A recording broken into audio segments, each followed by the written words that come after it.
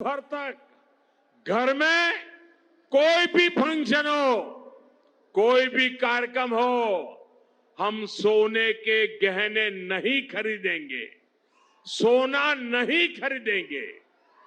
दोस्तों, क्या सच में भारत पर कोई बड़ा संकट आने वाला है, जहां भारतवासी इस उम्मीद में हैं कि अब सब कुछ ठीक हो गया है? क्या ये सोचना गलत है? क्या वही डर, बेचैनी, चिंता अभी भी बनी हुई है, या फिर अपनी जिम्मेदारियों से भारत सरकार भागने की कोशिश कर रही है? क्या भारत सरकार स्थिति संभालने के लिए कुछ भी नहीं कर पा रही है? आप सोच रहे होंगे कि ऐसा क्यों कहा जा रहा है, या आपको डराया क्यों जा रहा है। तो साथियों, ऐसा हम नहीं बल्कि देश के प्रधानमंत्री नरेंद्र मोदी ने खुद कहा है, जिस पर राहुल गांधी ने जोरदार हमला भी बोला है। ऐसा क्या हुआ है, चलिए जानते हैं। पहले जानते हैं राहुल गांधी ने प्रधानमंत्री को लेकर क्या कहा। मोदी जी ने कल जनता से त्याग मांगे। सोना मत खरीदो, विदेश मत जाओ, पेट्रोल कम जलाओ, खाद और खाने का तेल कम करो, मेट्रो में चलो, घर से काम करो। ये उपदेश नहीं, ये नाकामी के सबूत है। 12 साल में देश को इस मुकाम पर ला दिया है कि जनता को बताना पड़ रहा है क्या खरीदे, क्या ना खरीदे, कहाँ जाएं, कहाँ ना जाएं। हर बार जिम्मेदारियां जनता पर डाल देते हैं ताकि खुद जवाबदेही से बच निकले। देश चलाना अब कॉम्प्रोमाइज्ड पीएम के बस की बात नहीं है। ये तो था राहुल गांधी का ट्वीट, जिसमें उन्होंने सीधे सीधे प्रधानमंत्री को टारगेट करते हुए कहा कि देश का प्रधानमंत्री अपने पद की जिम्मेदारियों से भाग रहा है, जनता को गुमराह करने की कोशिश कर रहा है। खैर, ये तो थी राहुल गांधी की राय। अब जानते हैं प्रधानमंत्री ने क्या कहा था। लेकिन इस समय भारत कई विराट चुनौतियों का मुकाबला भी कर रहा है। साथियों, कोरोना काल के दौरान ही दुनिया सप्लाई चेन के बहुत बड़े संकट से गिर गई थी। कोविड के बाद यूक्रेन में युद्ध शुरू हो गया, उसने दुनिया की परेशानियां और बढ़ा दी। फूड, फ्यूल, फर्टिलाइजर, इन तीनों चीजों पर गंभीर प्रभाव पड़ा। बीते 5-6 वर्षों में इस संकट से निपटने के लिए हमारी सरकार निरंतर प्रयास कर रही है। आपको याद होगा, उस समय और आज भी फर्टिलाइजर की एक एक बोरी दुनिया में 3-3 हजार रुपये में बिक रही थी। एक बोरी का 3,000 रुपया। कितना? आप बताएंगे एक बोरी का कितना? आंकड़ा नहीं, बोलिए मुंह से। 3,000 रुपया एक बोरी का। कितना? एक बोरी का कितना? एक बोरी का कितना? और भारत के किसानों को वही खाद की बोरी 300 से भी कम रुपये में दी जा रही है। 3,000 के सामने 300 रुपये में। सप्लाई चेन की इन मुश्किलों के बीच पिछले 2 महीने से हमारे पड़ोस में ही इतना बड़ा युद्ध चल रहा है। इसका असर पूरी दुनिया पर पड़ा है और भारत पर तो और भी गंभीर असर हुआ है। साथियों, भारत के पास बड़े बड़े तेल के कुएं नहीं है। हमें अपनी जरूरत का पेट्रोल, डीजल, गैस, ये सब बहुत बड़ी मात्रा में दुनिया के दूसरे देशों से, बाहर से मंगाना पड़ता है। युद्ध की वजह से पूरी दुनिया में पेट्रोल, डीजल, गैस और फर्टिलाइजर के दाम बहुत अधिक बढ़ चुके हैं, आसमान को भी पार कर गए। अड़ोस पड़ोस में देशों में क्या हाल है, वो तो अखबारों में आता है। भारत सरकार इस युद्ध के पिछले 2 महीनों से देशवासियों को इस संकट से बचाने के लिए लगातार प्रयास कर रही है। नागरिकों पर बोझ न पड़े, इसके लिए सरकार सारा बोझ सरकार खुद अपने कंधे पर उठा रही है।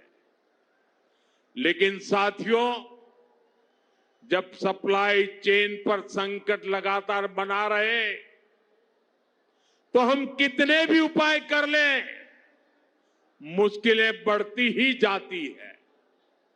इसलिए अब देश को सर्वोपरि रखते हुए, मां भारती को सर्वोपरि रखते हुए हमें एकजुट होकर के लड़ना होगा। हमें याद रखना है,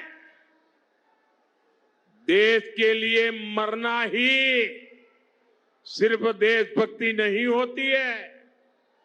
देश के लिए जीना और देश के प्रति अपने कर्तव्यों को निभाना, वो भी देशभक्ति होती है। इसलिए वैश्विक संकट के इस समय में हमें कर्तव्यों को सर्वोपरि रखते हुए कुछ संकल्प लेने होंगे और उन संकल्पों को पूरे समर्पण भाव से पूरा करना होगा। जैसे एक बड़ा संकल्प है पेट्रोल डीजल का संयम से इस्तेमाल करना। साथियों, हमें पेट्रोल डीजल का उपयोग कम करना होगा। शहरों में जहां मेट्रो है वहां हम तय करें कि हम मेट्रो का ही उपयोग करेंगे, ज्यादा से ज्यादा मेट्रो में ही जाएंगे। अगर कार में ही जाना जरूरी है तो फिर कार पूल करने का प्रयास करें और भी लोगों को साथ बिठा ले। अगर हमें कहीं सामान भेजना हो तो कोशिश करनी है कि वह ज्यादा से ज्यादा रेलवे गुड्स के जो ट्रेन होती है रेलवे की सर्विसेज से भेजे, ताकि इलेक्ट्रिक रेलवे होने के कारण पेट्रोल डीजल की जरूरत नहीं पड़ती है। जिन लोगों के पास इलेक्ट्रिक व्हीकल है वो भी कोशिश करें कि इलेक्ट्रिक व्हीकल का ज्यादा से ज्यादा उपयोग करें। साथियों, हमने कोरोना के समय में वर्क फ्रॉम होम की, ऑनलाइन मीटिंग्स की, वीडियो कॉन्फ्रेंस की, ऐसी अनेक व्यवस्थाएं विकसित की और हमें आदत भी हो गई थी।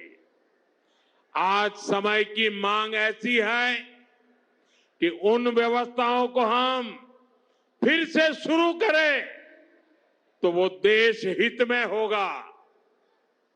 Work from home, online conferences, virtual meetings, इनको हमें फिर से प्राथमिकता देनी है। साथियों, आज जो संकट है उसमें हमें विदेशी मुद्रा बचाने पर भी बहुत जोर देना होगा, क्योंकि दुनिया में पेट्रोल डीजल इतना ज्यादा महंगा हो गया है, पहले से कई गुना ज्यादा कीमतें बढ़ गई है। तो हम सबका दायित्व है कि पेट्रोल डीजल की खरीद पर जो विदेशी मुद्रा खर्च होती है, पेट्रोल डीजल बचाकर हमें वो मुद्रा भी बचानी है। इसके लिए हमारे छोटे छोटे प्रयास भी देश की बहुत मदद कर सकते हैं। जैसे आजकल जो विदेशों में शादियों का, विदेशों में घूमने का, विदेशों में वैकेशन पर जाने का मिडिल क्लास में कल्चर बढ़ता जा रहा है। हमें तय करना होगा कि जब ये संकट का काल है और हमारी देशभक्ति हमें ललकार रही है, तो कम से कम 1 साल के लिए हमें विदेशों में जाने की बातों को टालना चाहिए। भारत में बहुत सारी जगह है, वहां हम जा सकते हैं। बहुत कुछ भारत में किया जा सकता है। इस बेटी को नीचे बिठाइए, उसे थक जाएगी। उस बेटी को बिठाइए। वो थैंक यू बेटा, थैंक यू। बैठिए, आप नीचे बैठिए। मैंने देख लिया बेटा, उसको देख लिया। अब आप बैठ जाइए। हाँ, इस छोटी बच्ची को क्यों परेशान करते हो भाई? इन बच्चों को बैठने दीजिए प्लीज। बच्चों को परेशान मत कीजिए जी। साथियों, हमें विदेशी मुद्रा बचाने के जो भी रास्ते हम लोग अपना सकते हैं, हमें बचाना होगा। साथियों, गोल्ड यानी सोने की खरीद एक और पहलू है जिसमें विदेशी मुद्रा बहुत अधिक खर्च होती है। एक जमाना था जब संकट आता था, कोई युद्ध होता था, तो लोग देश हित में सोना दान दे देते थे। आज दान की जरूरत नहीं है, लेकिन देश हित में हमको ये तय करना पड़ेगा कि साल भर तक घर में कोई भी फंक्शन हो, कोई भी कार्यक्रम हो, हम सोने के गहने नहीं खरीदेंगे, सोना नहीं खरीदेंगे। विदेशी मुद्रा बचाने के लिए हमारी देशभक्ति हमें चुनौती दे रही है और हमें इस चुनौती को स्वीकार करते हुए विदेशी मुद्रा को बचाना होगा। साथियों, ये समय एक और बड़े सबक का भी है। एक समय था जब हम कॉपर एक्सपोर्ट करते थे, लेकिन आज भारत के सामने स्थिति ऐसी बन गई कि अब हमें कॉपर को भी इंपोर्ट करना पड़ता है। हमारे देश में हड़तालें करवाकर कॉपर प्लांट्स को ठप करवा दिया गया और अब हालत ये हो गई कि हमें कॉपर बाहर से मंगाना पड़ता है और उसमें विदेशी मुद्रा खर्च होती है। इसलिए मैं ऐसे सभी श्रमिक समूह मजदूर संगठनों से भी कहूंगा कि हमें ऐसी बातों का जरूर ध्यान रखना चाहिए। भारत को आत्मनिर्भर बनने से जो भी कदम रोकते हैं, उनमें हमें दूरी बनानी होगी। और जो लोग ऐसी साजिशों में जुटे हैं, उन पर भी कड़ी नजर रखनी होगी। मैं देश की अदालतों से भी आग्रह करूंगा कि ऐसी स्थिति आने पर देश हित में हमें कोई ना कोई रास्ता निकालने की तरफ बढ़ना चाहिए। साथियों, ऐसे ही खाने के तेल का भी है। इसके आयात के लिए भी बहुत बड़ी मात्रा में हमें विदेशी मुद्रा खर्च करनी पड़ती है। हर परिवार अगर खाने के तेल में खाने का तेल का जो उपयोग करता है, अगर वो कुछ कमी करे, मैंने बार बार कहा है 10% कम करो।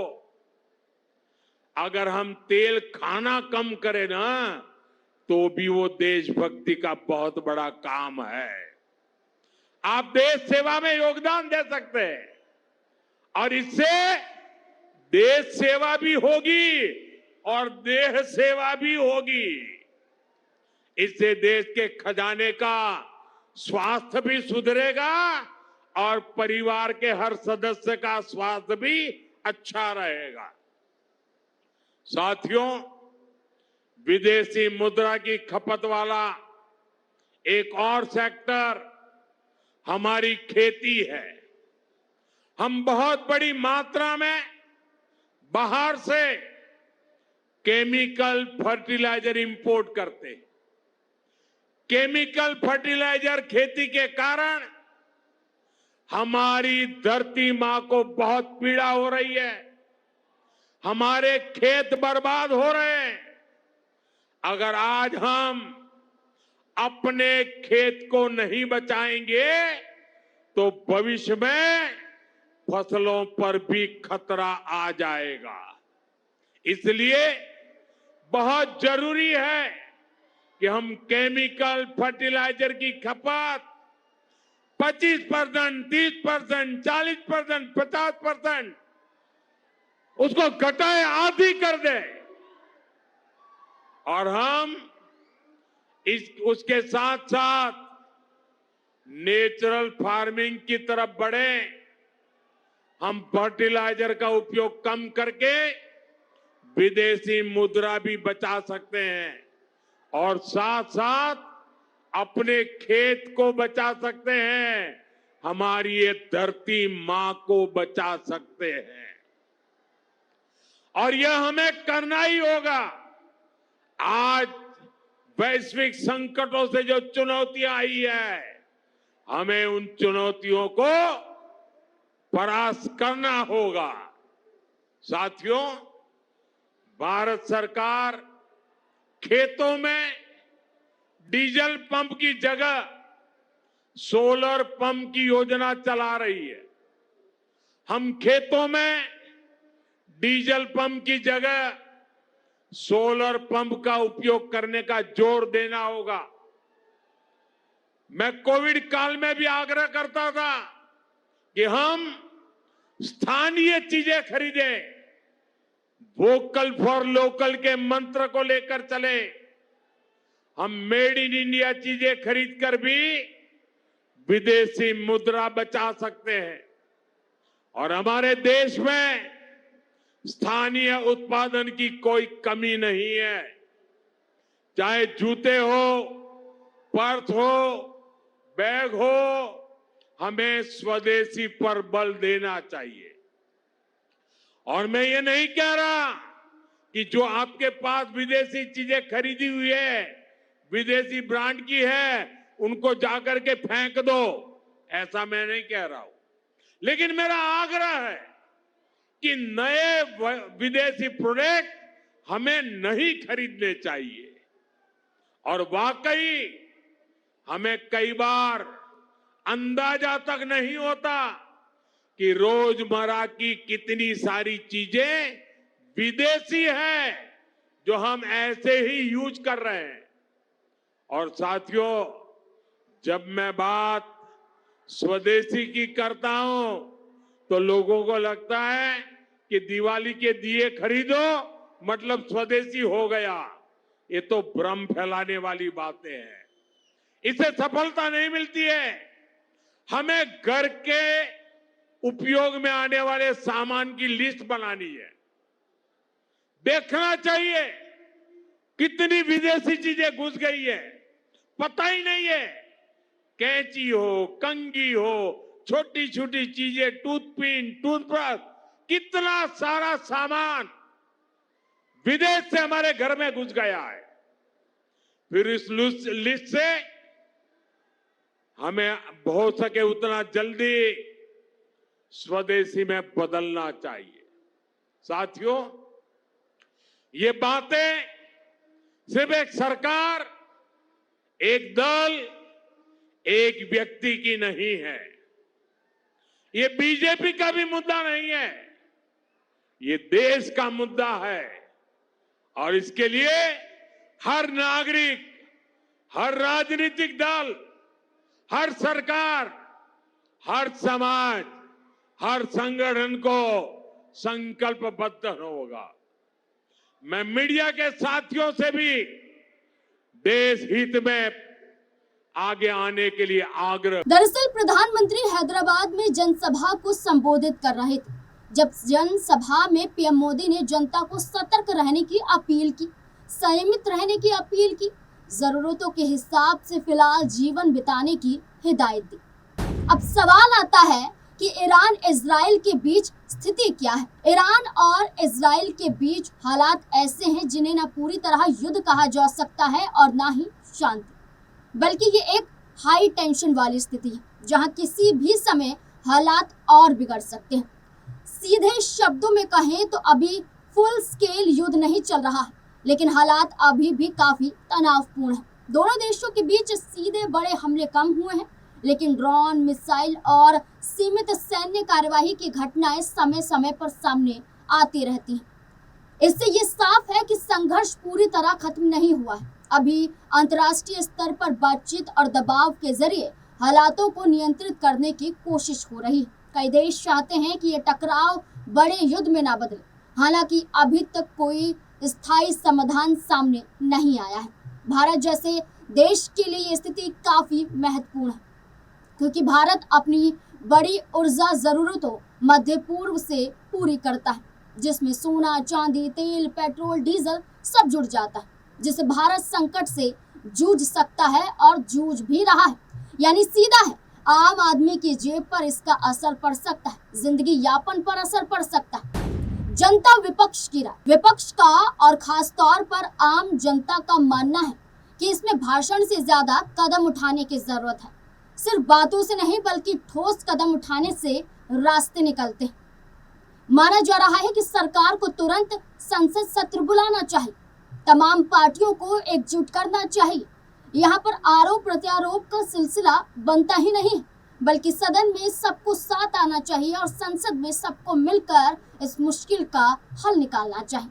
देश को भरोसे में लाना चाहिए और हमें मौजूदा हालातों की असलियत के बारे में बताना चाहिए, ताकि संकट से पहले डरे नहीं, तैयार रहें। दूसरे देशों से संपर्क करना चाहिए, न कि सिर्फ यात्रा। ये सवाल उठाए जा रहे हैं देश के प्रधानमंत्री पर, ये सवाल उठाए जा रहे हैं भारत सरकार पर, कि जहां प्रधानमंत्री नरेंद्र मोदी ने हैदराबाद में जनसभा को संबोधित करते हुए भाषण दे दिया, इसके बाद सीधे सीधे तौर पर कहा जाए तो जनता को डरा दिया। और इस वजह से कहा जा रहा है कि डराने की जरूरत नहीं है, बल्कि समझाने की जरूरत है और क्या करना चाहिए अगर स्थिति बद से बदतर होती है।